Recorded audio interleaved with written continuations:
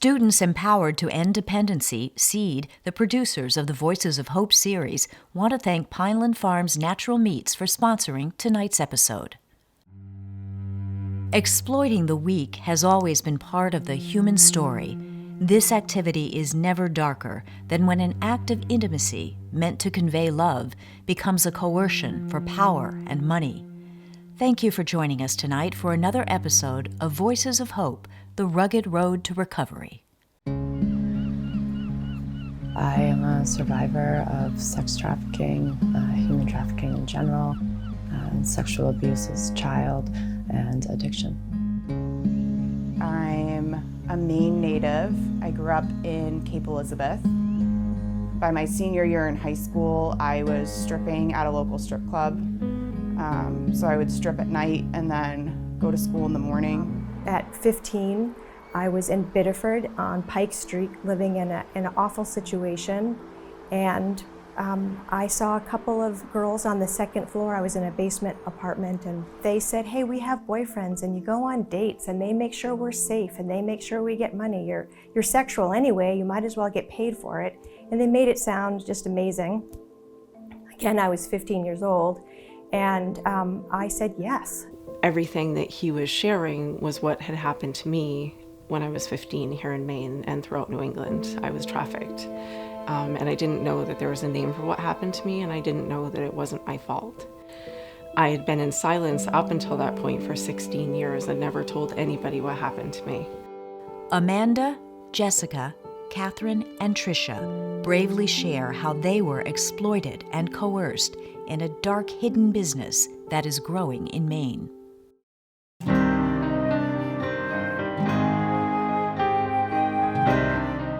These are the voices of Maine people who have experienced the dark world of sex exploitation, often in the throes of drug and alcohol addiction. This series is intended to draw attention to this reality while humanizing, educating, and demonstrating the potential for change. The people we profile embody that transformation and serve as inspiration for those still struggling. Please join us as we introduce you to Maine's Voices of Hope. As a child, I moved around a lot. Both my parents were in the military, and so we kind of bounced around from the time I was 2 weeks old until the time I was 4 or 5 years old when we came back to Maine to settle in after my grandmother passed. I was probably around 4 years old. I went to a daycare center in Cumberland, North Yarmouth area, a very quiet town, where they were basically trafficking children out. They had this house that was the playhouse, and kids were brought to the playhouse to perform sexual acts for different people that were brought in. And eventually the place got shut down. There was notice, some children reported some sexual stuff. At the time, I didn't report anything. There was many of us who didn't.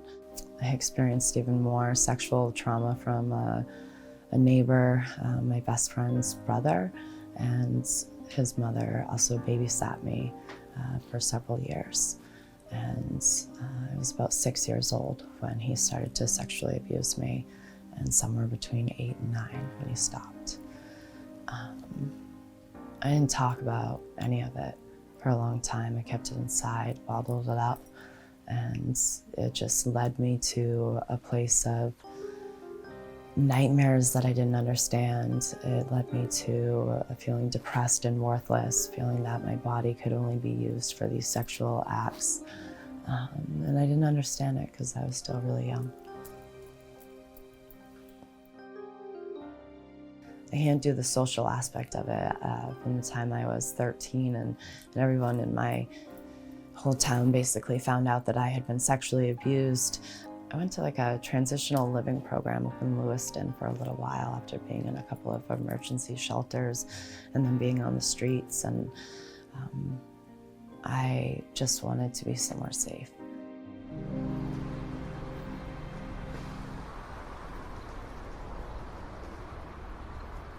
I found a couple of people who let me live in their van with them.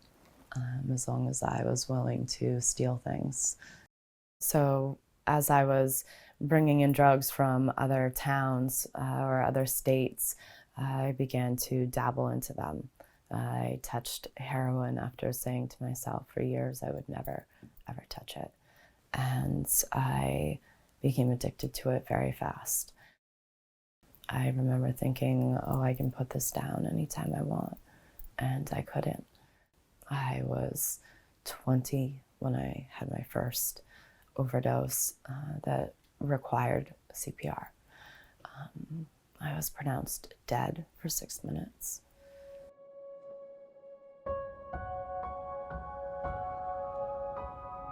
I endured a very abusive relationship with my ex-husband for quite a while.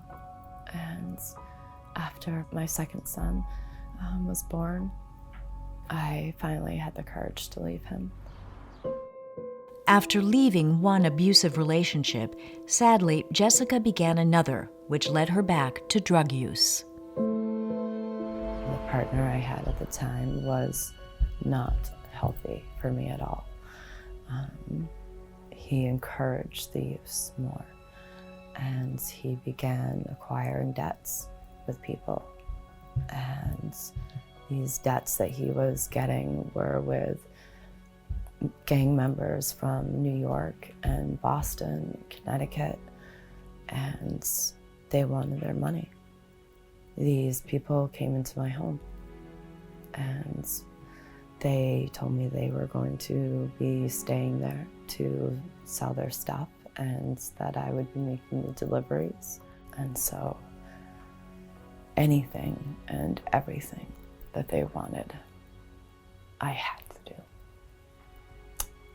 From providing sexual acts for them to being brought down to Connecticut to a house where it was just an empty room with a mattress on the floor, stains all over the carpet, stains on the walls. And while I was there, several people came in and I had to provide whatever sexual acts they wanted, and if I didn't, I was beaten. I had guns to my head. I watched people's knees get shot off for not paying their debt. And I wanted to die every single day. There was several of us girls. Some of us were down in Connecticut, and some of us were up here on the pier, like off of the waterfront. There was a shack that was there, and we were kept there as well.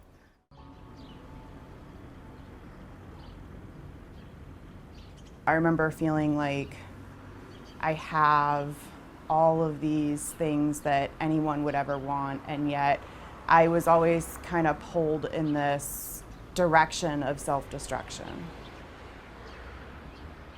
I started off smoking weed and drinking at the age of 15. By the time I was 17, so my junior year in high school, beginnings of senior year in high school, I was using intravenous heroin almost daily. It was around that time that I was in a nightclub and here in Portland, and somebody had sought me out, an older man had sought me out, and he was just kind of started talking to me, and I had just lost my job and I didn't know how I was going to get drugs, and that was really worrying me. And you know, he proceeded to, you know, show me the world of, at that time, trafficking. Yes, this particular location was very popular. There were other locations that were popular, all seemed to, for me at least, were in kind of generalized area of Portland. My drug use was pretty heavy and I needed to get drugs. For me, drugs was, you know, just as important as air, water, housing. It was for me like a basic need. That's how at least I identified it when I was using. I would do anything for drugs. I would sell my soul for a drink or a drug. So for me, it progressed to prostitution. This life is dangerous. Violence against women is, especially women who are engaging in prostitution, is very real.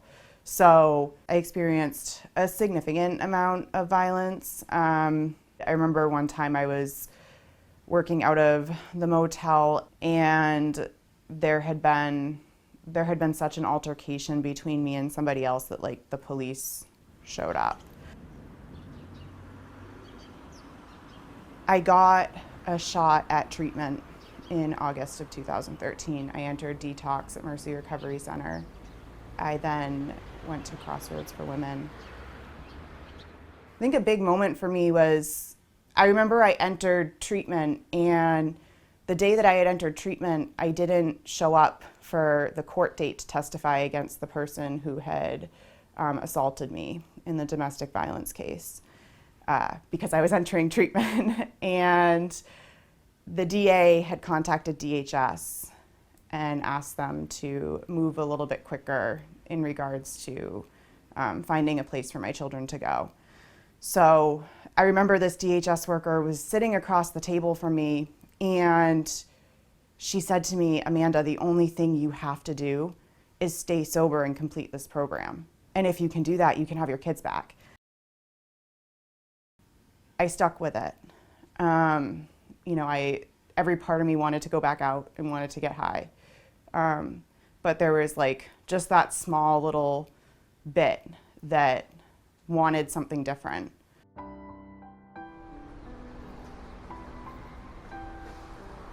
I went into a dual diagnosis program in Portland. That first year in recovery, I struggled with buildings that looked like the buildings that I was kept in. I struggled with the fact that I was in a rehab program in the town that I was trafficked out of. Things began to turn around as I allowed myself to work this program. And I dove into the 12-step stuff. I did steps. I worked with a phenomenal sponsor, and I started to understand me. I am excited to wake up every single day. I never experienced that in the first part of my life. I feel like I'm just starting to live, and it's wonderful. I have been in recovery, in long-term recovery, since November 1st of 2013. I feel really good about myself today. I'm proud of myself. I'm proud of my recovery, and that's something that I can say really honestly. I have 2 beautiful little girls that I get to be a mom to. Even in early recovery, I didn't always show up as, the best version of myself for them. But my relationships with my children have changed drastically. I got married last summer to somebody who's really amazing. So my name is Trisha Grant. I'm the executive director of Just Love Worldwide. I started doing this work about 10 years ago because I was brought to an event where we were talking about trafficking that happens overseas, and at that event, the person speaking at that event had said, "I'm not going to talk about what I usually talk about. I'm going to talk about local trafficking." And I was like, "Well, what is that?" And everything that he was sharing was what had happened to me when I was 15 here in Maine and throughout New England. I was trafficked. And I didn't know that there was a name for what happened to me, and I didn't know that it wasn't my fault. So during that event, I learned those 2 things, and I had been in silence up until that point for 16 years and never told anybody what happened to me. So I didn't really know what to do with that information at that time. So that day, the person speaking, I did tell him, I said, "Hey, I don't know if this matters anymore." And that was a reoccurring theme in my head was, I don't even know if this matters anymore. It was so long ago. So, he had offered me his card because I was very good at putting on a smile and pretending to be okay. And he said, "If there's ever anything that you need, please call me. And he gave me his personal phone number. And for 18 months after that, I couldn't function really well. I lost my teaching job that I had had for 11 years. I ended up getting a divorce. I had to move out of the house that I was living in. And it was just chaos for 18 months because I didn't know how to process what I learned about myself, and that it wasn't my fault. So 18 months later, I had started to pull the pieces back together and figure out how to live life again and how to take care of my kids and get another job and get another house and just pull the pieces back together. But I also realized that I needed to say something. And I wanted to say something because the people who had trafficked me as a 15-year-old were still advertising in the local newspaper for exotic dancers. So I knew that there was potentially trafficking and exploitation still happening.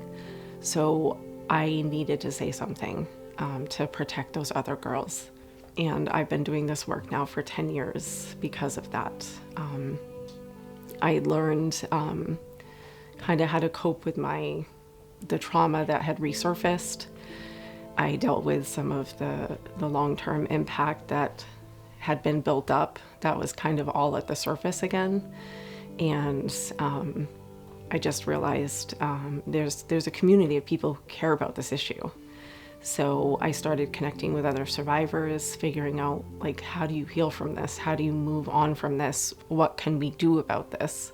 So those were some of the questions rolling through my head. There was always this negative narrator in my head that said, you know, you're just faking it, you know, just don't tell them the truth about you, you know. And so here I am at Long Creek and they're saying, you know, tell us about your childhood. And I just told the truth. And they were crying. And I thought, why are you guys crying? Like, I'm here, life is good, I own my own home. Like, why are you crying? And I found out that they were crying because they weren't used to any happy endings.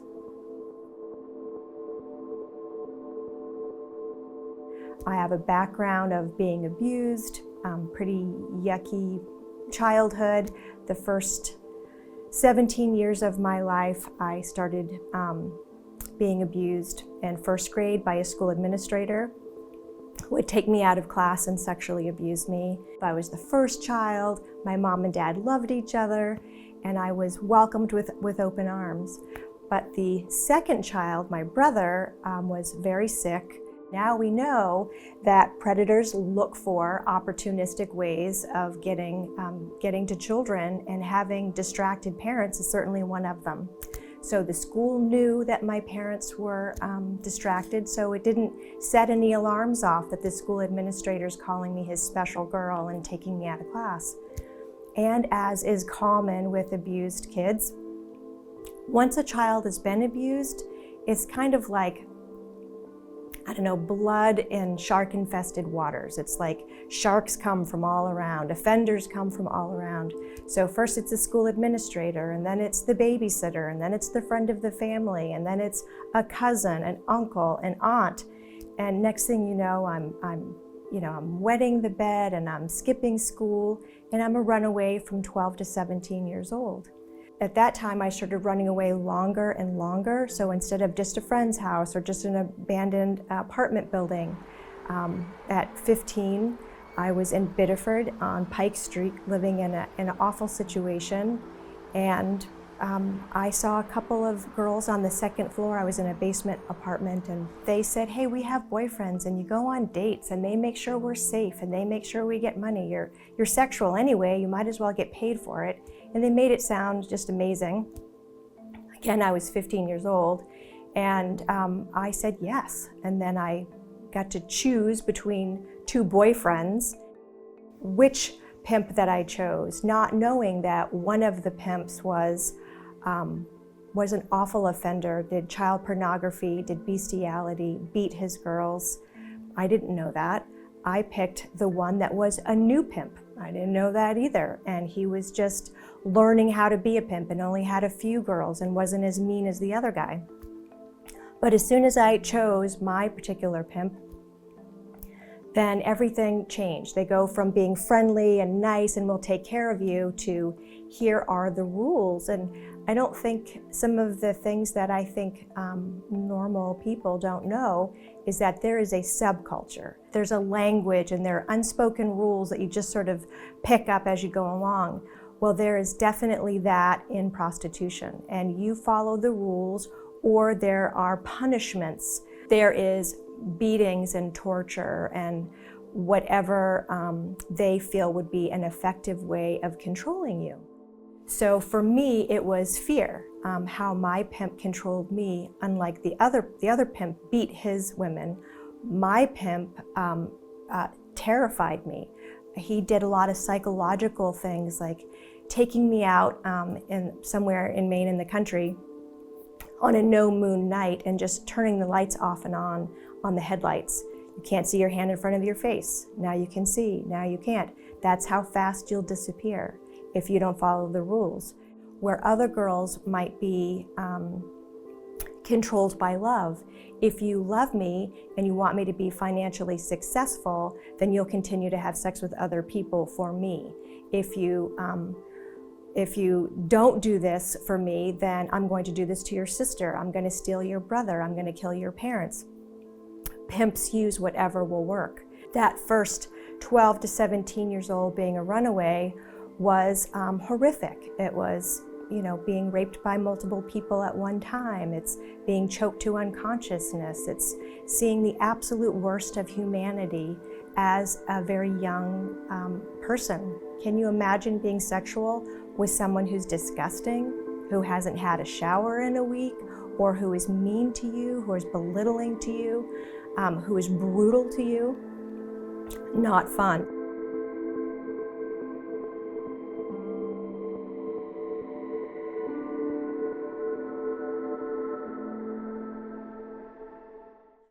So on a typical day or a typical shift, we just jump in the car and just start hitting the road and start going to hotels or however we were doing our investigation. Sometimes I might go to a hotel and just check in and talk with the front desk clerk and say, hey, anything interesting going on tonight? Any tips, anything out of the ordinary? And sometimes they would say, oh yeah, well, you know what, there's this one person that came in tonight and I wasn't quite sure if I should call you or not or text you, but this seemed a little strange. And then we discuss whatever it was, and then sometimes it's led to something, sometimes it hasn't. I would just start out by looking at some of the escort ads that are on the internet to find out the escorts that are posting in the area. And the goal in the end would be to try to find some traffickers or some juveniles being trafficked. And the way we would do that is to start searching escort ads. From that ad, I might figure out the persons in the area. We'd use our resources by figuring out if she's local, if she's at one of our hotels, she or he. Predominantly it's females being trafficked, but there are some males and young juveniles that are being trafficked, males. And might call them up and set up a date. In sex trafficking, this is a very sad lifestyle that this victim is going to be made to do this. It wasn't the intent. The victim didn't intend to get into this, but she was forced or coerced into doing this. And now this is the sad lifestyle that she has to lead now until she can get out. And that's where law enforcement comes in, and hopefully we can get her out, hopefully we can get her services and get her out of this day-to-day lifestyle that's very dim and bleak and very sad for anybody else knowing what's going on to her. Hey, how you doing? How are you? Good. Dave Staling with the police department. Could you tell me who's in room 203? We got a tip that there may be some trafficking going on in that room, so I just wanted to see who was listed on the guest register. Great. All right. Well, we're going to be around for a little bit. We're just going to kind of look around the room and just kind of hang out, maybe in the hallways and things like that. See if we can just see if that's indeed what's going on in that room.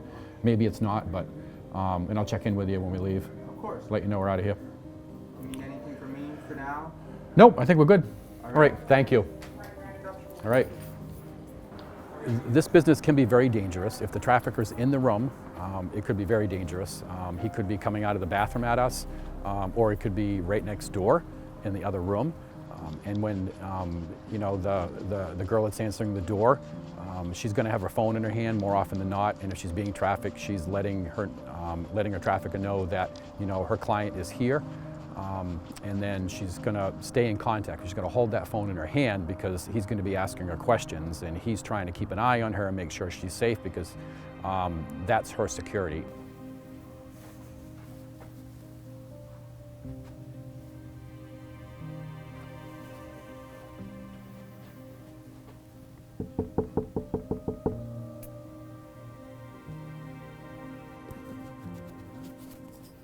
Hey, how are you? I'm Dave Staley with the South Portland Police Department. Do you mind if I come in and talk with you? Yeah, I've just heard some stuff going on. I just want to talk with you and probably don't want to do it out in the hallway so I can respect your privacy. Mind if I just come in for a minute and talk with you? Great, thanks. Women that don't get out of this business of sex trafficking end up staying in a long time. Their health is diminishing, whether it's a drug habit or some addiction they've gotten into. Sometimes they'll end up dying. That's the most extreme. Other times it's just day-to-day activity like this. It just draws them down and just wears them down. So they're just not able to do anything else in life but this. Prostitution is now decriminalized, so there's no penalty for an escort or a prostitute there's no penalty for what she's doing. The penalty is still on the other end for the people soliciting the prostitutes for a sexual act. The goal is never to charge the prostitute in the end, although it has always been a tool of many tools that law enforcement has on them in times of need. When there's been nothing else to do, nowhere else to help this victim, and we know she's being trafficked, sometimes we've charged them in order to get them out of the game and get them some help instantly. Because in the end, we just can't take away somebody's rights. We have to follow the law, and following the law allowed us before to take away some rights to people, to help them. And then in the end, you know, if the district attorney's office decided to charge or not charge, that wasn't up to us, that was the district attorney's office. But the goal is not to charge them, is to get them help right now and then, however we can do it. Tricia Grant helped write the law that removed penalties for people coerced into prostitution. Some lawmakers would like to legalize all aspects of prostitution, but Tricia disagrees. I personally am against the legalization of prostitution because I just don't feel like there's any way to make it a safe environment. And there are multiple reasons for that, but there's always going to be more demand than there is supply, which means more people are going to be trafficked, more people are going to be exploited at younger and younger ages. And there's just no way to verify. Nobody was asking me as a 15-year-old how old I was or if I wanted to be there. Nobody's going to ask those questions because they're there for a reason, they're there for a purpose. And they go, they accomplish that, and then they leave. So I know that there's no way to make this safe. So now that this law has changed, we're going to have to go more old school policing and boots on the ground. You know, where do we start when we have no facts? We have to watch and observe, which takes time. It takes more time for surveillance when there's not a lot of law enforcement officers nowadays. We have less applicants. Right now we have 9 positions open in this department, which has been unheard of in years past. We've had victims tell us that don't decriminalize this, and they said, no, we want that to stay that way because it's going to encourage my trafficker to make me go out and work more.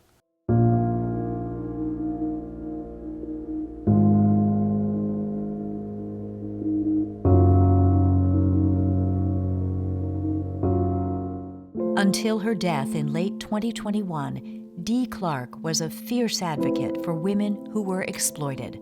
Her own story was made into a play called The Last Girl.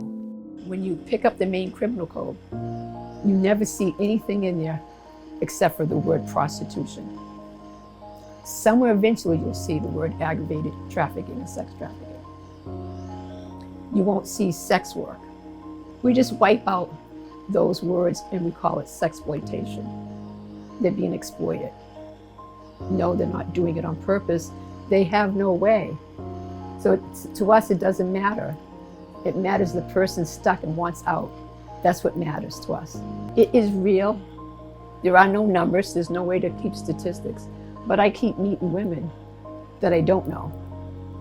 I see a lot of women I know, but I keep meeting women I don't know, as well as transgender women. So it's real.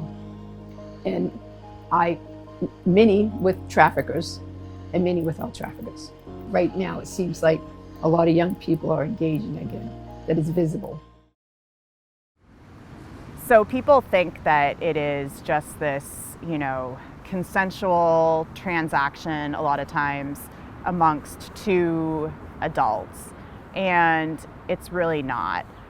What we see a lot, what I experienced was, here's this act that's of intimacy, right? That has now become a business transaction. And once that business transaction happens, it really takes that consent away, in the sense of, now I am providing a service to you, right? It's my job to provide this service to you. And whatever your needs are that you want met, the expectation, right? There's this silent expectation that I am to provide that to you. And so one of the things that's really challenging about sexual exploitation is also there's still a power and control dynamic. And like many unhealthy or toxic relationships where there's a power and control dynamic present, that's also true in sexual exploitation. And there's a lot of gray areas that arise as a result of that power and control dynamic, and that makes it really, really hard for people who are being exploited to be able to really make, informed decisions with their bodies. So addiction is a huge piece of this story, and there's a lot of crossover with addiction and with prostitution and with exploitation, with trafficking. That's why when they try to make a separation, because the argument with legalization is that, well, that's one thing and this is another thing. But they intertwine. Like there's so many intersections around the things that happen to people when they're being prostituted and when they're being exploited. And one of those things is addiction. One of the, very interesting connections between substance use and sexual exploitation is kind of the stigma and the lack of empathy surrounding it. So similar with substance use disorders, a lot of times you'll hear people say, well, they're choosing to use substances. This person is choosing to prostitute. And we know that that's not the case, right? When you are using substances become as much of a necessity, as much of a basic need as food, water, air, right? And you're going to do anything necessary in order to have your basic needs met. And that's a lot of times when we look at people who are being sexually exploited, that's what we're seeing. We're seeing people who may be living in poverty, who, can't make a living wage, right? Who are actively using substances, who have a history of childhood trauma, all of these things, and then we're, saying that they're making a choice. Well, is that a choice?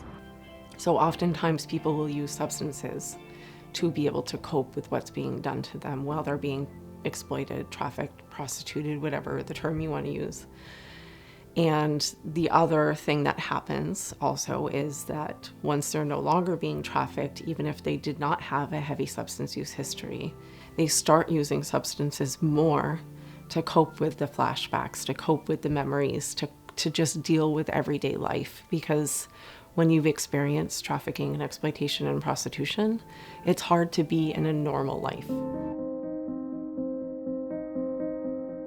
I was asked months ago to talk about the encampments, and that is because I had an experience in, I think it was July. I went to Crossroads and I met with, it was a female class at Crossroads. They were in their last, it was their last week maybe, that they were going to be there.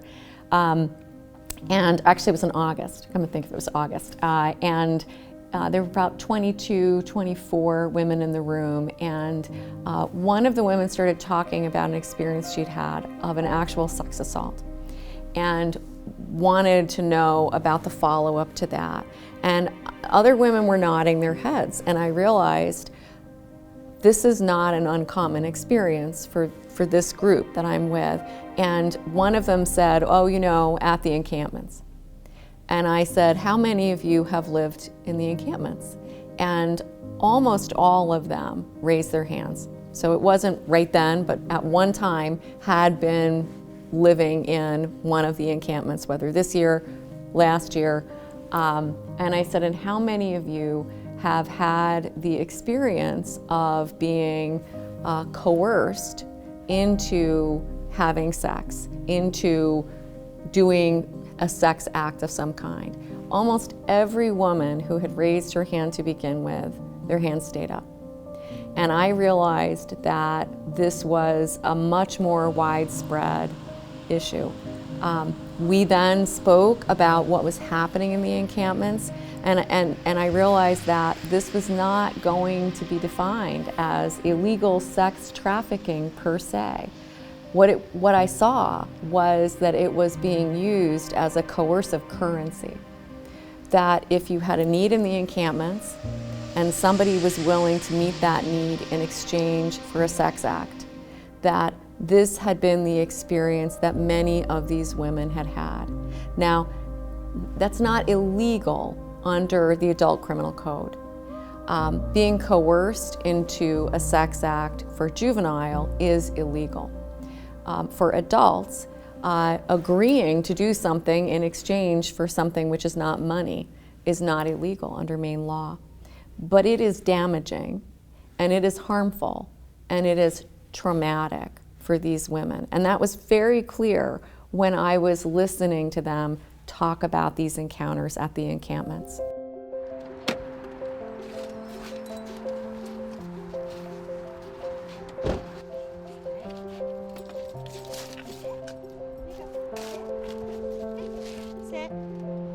Good boy, thank you. 2 years later, Jessica continues to rebuild her life.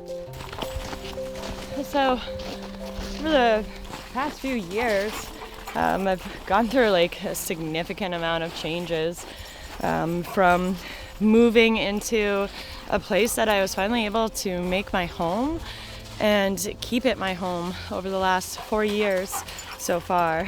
Easy. And it's brought a whole different level of peacefulness to my soul, I think.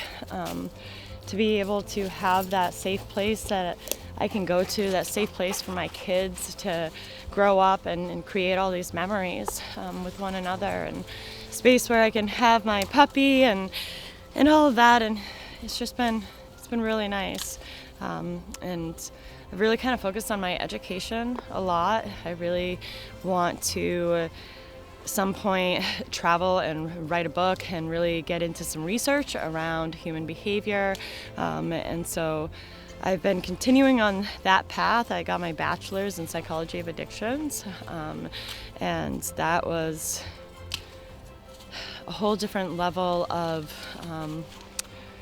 accomplishment for me, and gratitude to be able to be present today, enough so that I could complete an entire bachelor's degree program, and show my kids that, you know, you can come back from anything, so long as they're dedicated to it, and have the right supports around you. So one of the other interesting things that I tried out was hypnosis, and for a while I was kind of against it. I'm like, I am not okay with that, because I'm not gonna have somebody all of a sudden controlling me, making me quack like a duck on stage, you know, that whole 9 yards. But when I started to really research it and understand it from a professional level, I realized that that is not how hypnosis works in any ways. But what it does do is it helps to tap into your subconscious, and it helps to rewire what is underneath. And so we operate off of our beliefs, and our beliefs lead to thoughts, our thoughts would lead to the actions, and so on, right? And so what hypnosis did for me was it tapped into these core beliefs that had been put into me over the course of years of being sexually abused, that I was not good enough, that I was a sexual object, that I was to let men do with me as they pleased, that I did not deserve a good life, that I wasn't meant to be financially well off, just all these different things. And I really started to understand how much those beliefs had played out throughout my life. And when I did the work and shifted that, it was incredible to see the changes in my life. And I utilized hypnosis for pain. I utilize hypnosis for stress. I use it if I can't solve a problem, I'll utilize it. There's lots of different self-hypnosis techniques that you can use out there. And so that was one of the most beneficial parts of my journey. And I do plan to become certified in doing hypnosis for others, and utilize that as a form of treatment. As we're going to end our day with the panel discussion, we have some of the questions. Through her work as founder of the nonprofit Stop Trafficking US, Catherine Ann Wilson is educating Maine to recognize exploitation among our youth. We are in St. Dominic's, which is a Catholic school run by the Catholic Diocese here in Maine. What is unique about this particular conference is that we were approached by the Catholic Diocese, and they said, hey, we've got kids who are sharing sexually explicit photographs and videos, and we're sort of at a loss. We don't know what to do. And I reached out to our Maine School Safety Center and said, you know, is this issue? And they're like, oh my gosh, not only in Maine private school, public school, but schools across the nation and the globe, when the pandemic hit, kids who had more time online, more time unsupervised, more times in their room on these instruments, not really understanding parental controls. A lot of the parents didn't initiate those parental controls, just they didn't understand. They didn't know what to do or how to do it. They didn't know which apps on the phone offenders use more than others, and all the stuff that we're going to be covering here today. Catherine Ann Wilson, the founder of Stop Trafficking US. My nonprofit was started in 2015 as a survivor myself, was thriving in the community and wanted to be able to give back. How could I be a part of the solution? How could I prevent what had happened to me from happening to other children in my community? So at first it was me speaking as one person to groups, and then I said, well gosh, I can do better than that. I'm gonna bring my A-team. I'm gonna bring somebody from Homeland Security. I'm gonna bring a sex therapist. I'm gonna bring an addiction therapist, and we're gonna talk to even larger groups. And then it was, hey, why don't I do a conference so I can really reach even more people? So, very excited to have you guys here on a half day. We have an incredible setup. So this is our 4th statewide conference that we've done over the last, since 2019. 2 in person and 2 virtual. We've had as many as 690 participants on one of our conferences on what is child sexual abuse for teachers, social workers, and law enforcement and prosecuting attorneys. So I'm very excited to be able to do this. We are all worried about the distribution and trading of sexual images at every single level. We are terrified about what's happening with kids with that. Solicitation and child sex trafficking, for sure. Sexual assault and abduction, because that is what I consider to be the nuclear option in these cases. It's humbling and exciting to have this impact, and I just keep coming back to, let me show you what one person can do, so you bigger organizations who have a team, who have funding, step up. This is the challenge. Step up and let's do more of these. I believe through education, we'll be able to block the access of offenders to our children, and that's where we have the real power. So as a society, we have a way of normalizing and glorifying, sex in our culture. And I believe that directly plays a role into a lot of the issues that we see in regards to human trafficking and sexual exploitation. We really objectify women, even in our magazines. If you listen to the lyrics of songs that any young child is, listening to today, there's you hear a lot of glorification of sex. And as a mom, I think that it's really important that as a society we work to do better.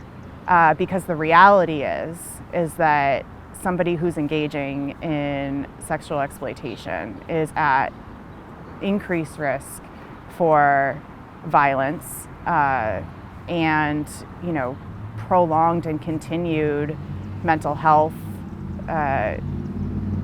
disorders as a result of the trauma that they're experiencing while being exploited. Oftentimes we're exposed to pornography at a very young age. Oftentimes at 8, 9, and 10 is when our youth are being exposed to pornography. And that can warp our ability to know what is a normal, healthy relationship and what isn't. Tricia Grant believes that people can change. One of her goals as executive director of Just Love International is to educate Johns. Today, we're going to hear about how Tricia and Steve collaborate to implement a program called Stop Sexual Exploitation in Maine. It uses a restorative justice approach to first-time offenders. So over the past 2.5 years, we've been exploring the idea that we need to tackle the demand side of this. And the demand side of this is primarily men who are buying sex. So we've spent some time with somebody named Peter, who created and designed a curriculum that he's executed in 3 other states, and I believe Maine was the 4th state to adopt this curriculum. And I'm able to run that curriculum with a very good friend of mine and a professor at Thomas College, Steve Dyer. And we are currently in our 2nd cohort of this group of men who we spend 10 weeks with, educating them on the realities of trafficking and exploitation, and that there's another side to prostitution. These are all men who were sent to us by our district attorneys in Androscoggin County and Cumberland County.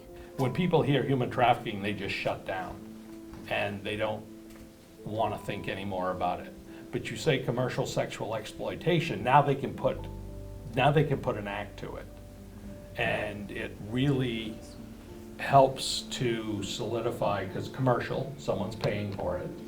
Sexual, we all know what that is. Exploitation, taking advantage of someone else in a power dynamic.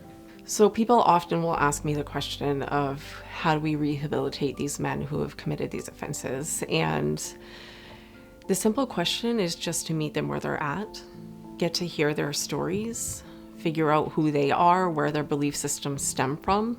Is this something that they have done over and over again? We ask those questions. Some people are very upfront with us and will tell us, oh, I bought sex 1,000 times. And some of them will be like, no, I never actually bought sex. I was just caught in this sting. So we have all extremes. And what we do with this curriculum is we just dive in and we talk about things like toxic masculinity, and we talk about sex. We talk about consensual sex. We talk about what it means to actually buy somebody. We talk about that person who is being victimized and what that person's story can look like. I share my story throughout the curriculum so that they get a better grasp of what this actually is. So they get to hear a lot of my story over these 10 weeks. We have no idea, like, if you're gonna leave here after the 10th week and go and buy sex. We don't know. Our hope is that you won't. Our hope is that if this is such a struggle for you and you do that again, that this class will be running through your head as you're doing that, and hopefully be able to bring you to a place where you're able to not do that. You know, and that's a hard thing to say, because obviously we would like for this to just not happen anymore. We would like for people to not buy sex anymore, because if people stop buying sex, this issue will be done, right. Period. If we end the demand of the sexual exploitation of people, then this is done. People ask me oftentimes, how are you able to stand in front of these men who have bought sex from women and hear their stories? And it's part of my healing journey. It's been part of my forgiveness. It's been part of me being able to better understand where these men are coming from and what brought them to a place to believe that it was okay to buy sex. And it's been a journey for all of us. I'm the first survivor to be able to run this curriculum, and it could not be going better. Our show ends with a question. After all that these women have endured at the brutal hands of others, is it appropriate and is it possible to forgive? I forgive the people who harmed me, who violated my body, who are hurting themselves, you know. The act of forgiveness is not about forgetting or saying that it was okay what they did. The act of forgiveness is for yourself. It's a healing process. And this was something that took me a while to be able to do. It was not something I could do immediately. I think it was 3-4 years in that I finally was able to stop and say, okay, what happened to this human being that made them think that this was okay to do? And then I had to think about that, and I had to think about what kind of environment would a human being have to be raised in to think that this was acceptable behavior, to take someone against their will, to hold them, to sell them, and torture them in many different ways. And the only conclusion that I came to was that they had endured a significant amount of pain themselves.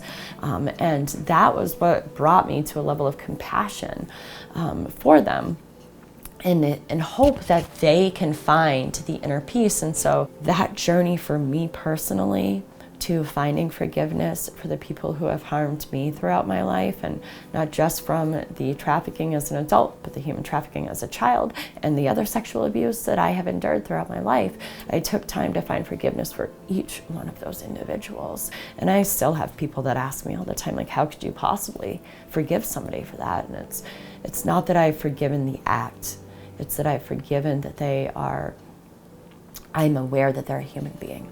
And I forgive them for harming me to try and relieve their pain. And that's where the forgiveness comes from. So something that we talk about a lot in mentoring is the journey of forgiveness and healing. And for me, I always felt like I was out of place and like something was deeply wrong with me, because I didn't hate the men who did those things to me, the men who raped me, the men who trafficked me. I didn't hate them.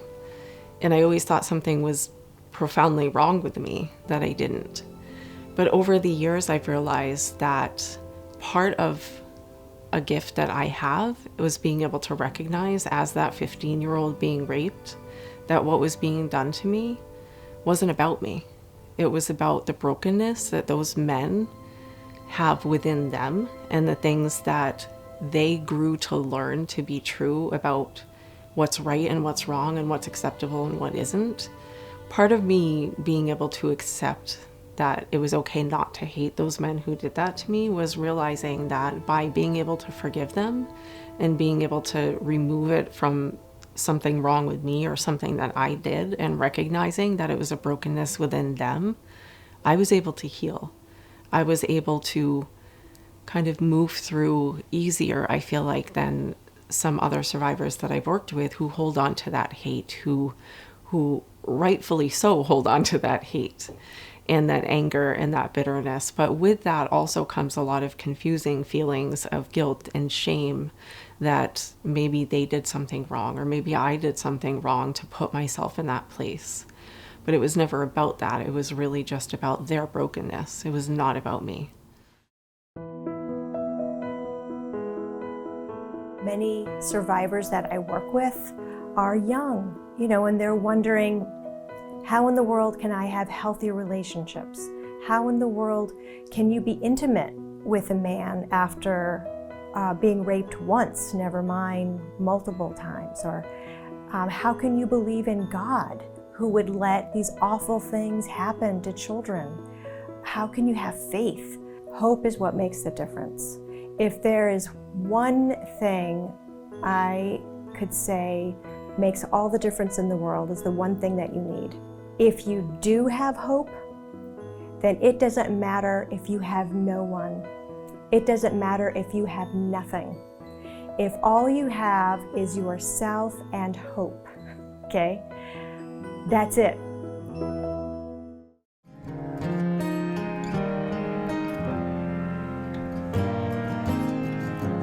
I remember lightning, your fire within the rain, blind faith in your religion, drawing circles round the drain, still hanging on to every single breath you take, as you fade in the background, bound like a moth to a flame.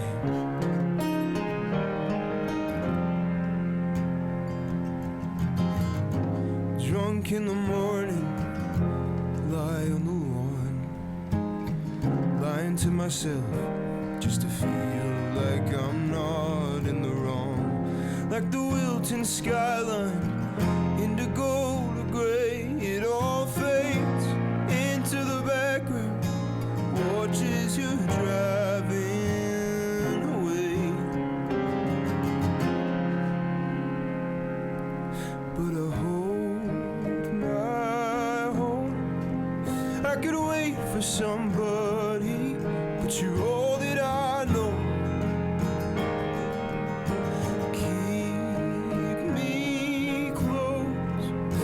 Shake like I'm dying at the end of my road.